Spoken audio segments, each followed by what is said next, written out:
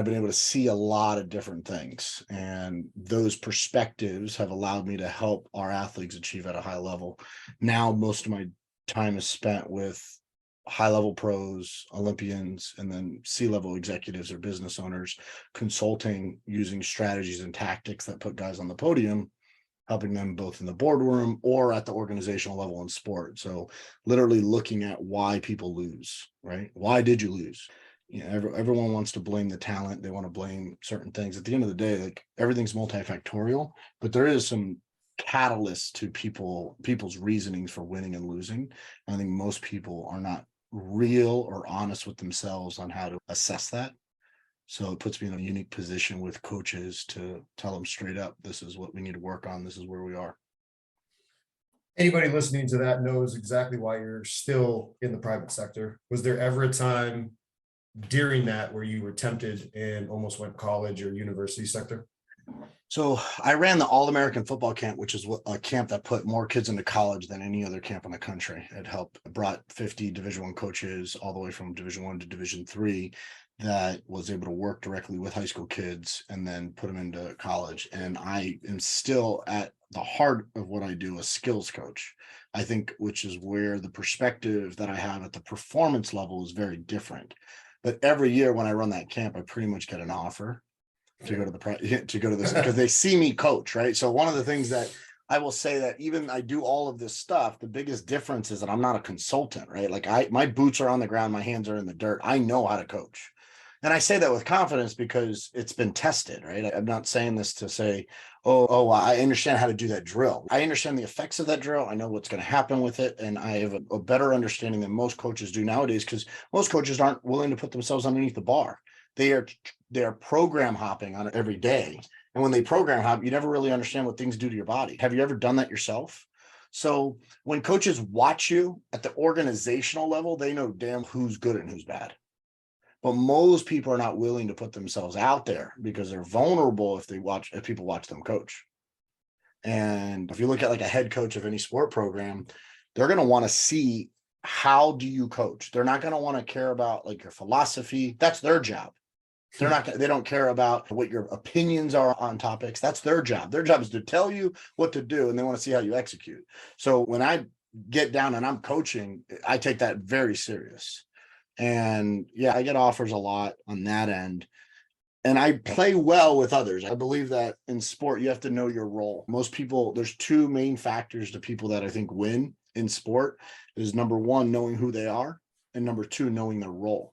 Most people do not have a very good assessment of themselves. And most people definitely don't know how that skill fits into the team.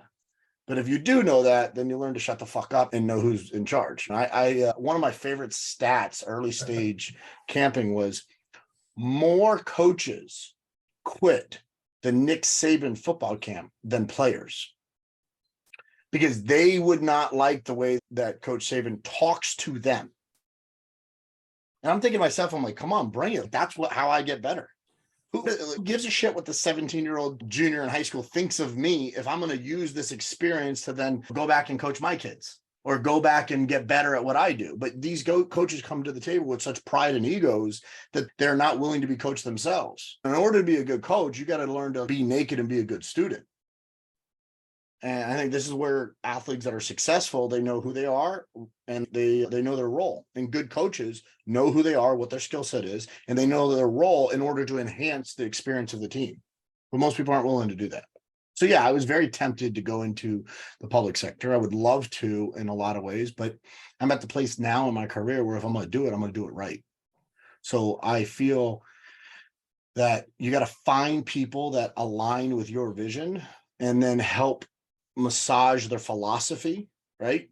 So that you make sure that, hey, if there's gaps in their coaching, how can I fill some of those gaps? That's my role now, and that's been my role in that kind of like public sector for such a long time at the organizational level, where I sit down and I say, okay, hey, here's where I see gaps, and then those are the low-hanging fruits to help them get better. Most people will bring me in primarily on the speed side or on the injury side. We're getting a lot of guys hurt at the football level, basketball level. We're getting guys hurt. This is what we're doing. How do we maintain our talent? Because at the college level, it's all about recruiting. It is. A better football coach is a better recruit. A better basketball coach is a better recruit. A better baseball coach is a better recruit. So that it really comes down to like really good recruiting. Recruiting has many different factors in play. Number one, facilities, location, credibility of the school, which all comes down to money, right? So if you have that amount of money, then you can play that game. So I look at it and go, okay, are you a really good coach or are you a really good recruiter? So there's a difference between, and I'll say this straight up, like there's a difference between Alabama, which has a system to putting guys in the pros, and Ohio State, which has a system for recruiting guys and not developing them.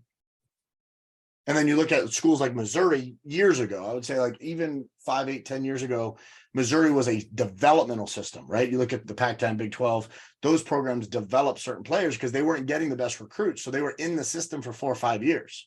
Whereas Alabama is like, hey, you come here within 3 years, I'm going to make you a millionaire. Do you want that for you and your family? And as a byproduct of me helping you get to that next level, as a byproduct, you're going to win a national championship. That's a pretty good fucking sales pitch.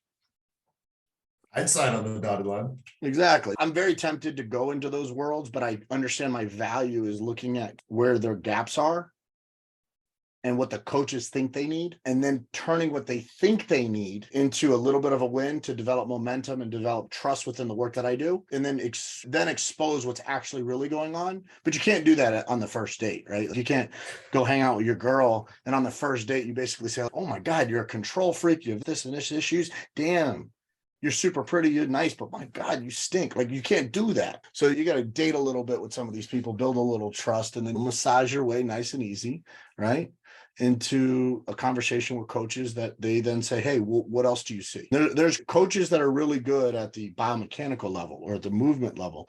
They could break down the skill that would enhance the tactics that a coach could use within their team, because they could see this kid doesn't possess a skill. Okay, now we could go back to the drawing board in the offseason and work on those skills. But right now, here's a way that we could play that. Here's the strategy that we could deploy to play that game. But most coaches aren't willing to do that because they think they know everything. How can you fix them in that they listen to this? What would you say to them to make them better tomorrow, next time they coach? The coaches that won't, like the egos and they have no ability to relate to coaches, what would be your piece of advice that they could implement tomorrow? Well, if you're winning, don't worry about it. If you're losing, then shut the fuck up and pay attention.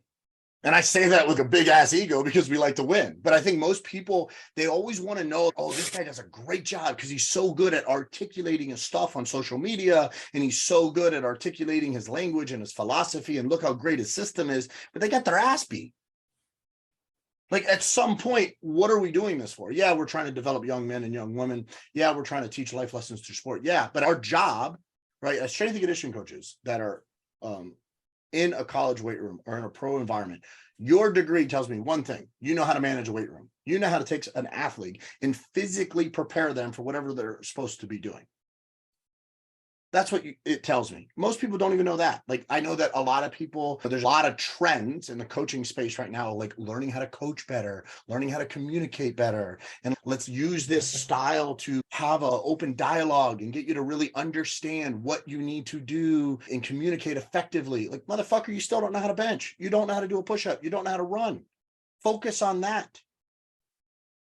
We've lost the art of like actual physical preparation. You have a degree that says you could do one damn thing and you get guys hurt in your weight room. You get no legs to stand on. So the first thing is, if you're winning, you probably should have a little bit of pride. But the interesting thing, the people that win the most are the ones that are the most open to those conversations. The ones that haven't won that much are the ones that are way more shut down. The thing that I will say that makes me so different than everyone else, and I have no problem saying this, is I am willing to fail way faster than most other coaches. I fail way more than you guys. And the reason why is because I'm willing to fail when the lights are not on. I'm willing to fail when it's just me and the athlete and me and my ego. I'm not willing to fail when the lights are on and when the cameras are rolling and when shit is actually on the line.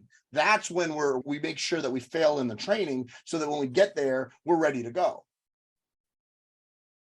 Everyone else is all about, I got to show up a certain way. I got to look a certain way.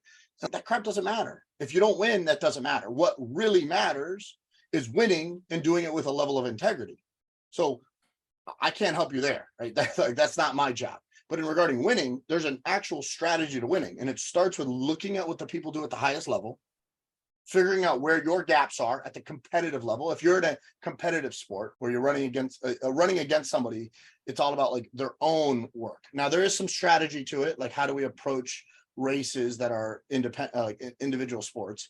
But when it's a competition and there's so many different like tactics involved in other variables, you have to look at the highest level, who your competition is. We have to understand where our gap is when we assess our own program, our own athletes. And we're trying to fill that gap. And we have to prioritize the things that are the most important and the ones that we can actually make the biggest impact with, because sometimes it's the most important thing, but we can't afford to do it. Or it's the most important thing and we just don't have that right now. That's a 2-3 year down the line, or it's going to come after we knock out 3, 4, and 5 on our priority list.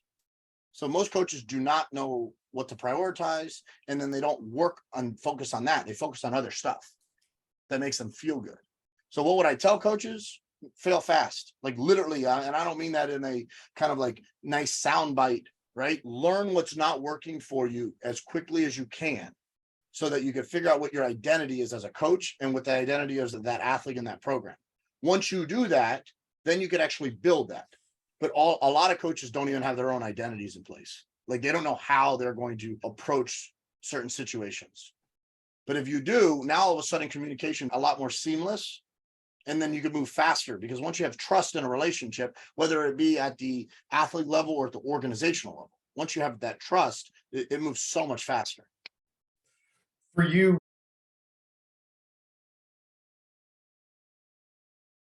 congratulations on making it to the end of the video. Why don't you celebrate by watching more videos just like it? You can also help us on our quest to placate the algorithm gods by liking, sharing, subscribing, and commenting. Thank you.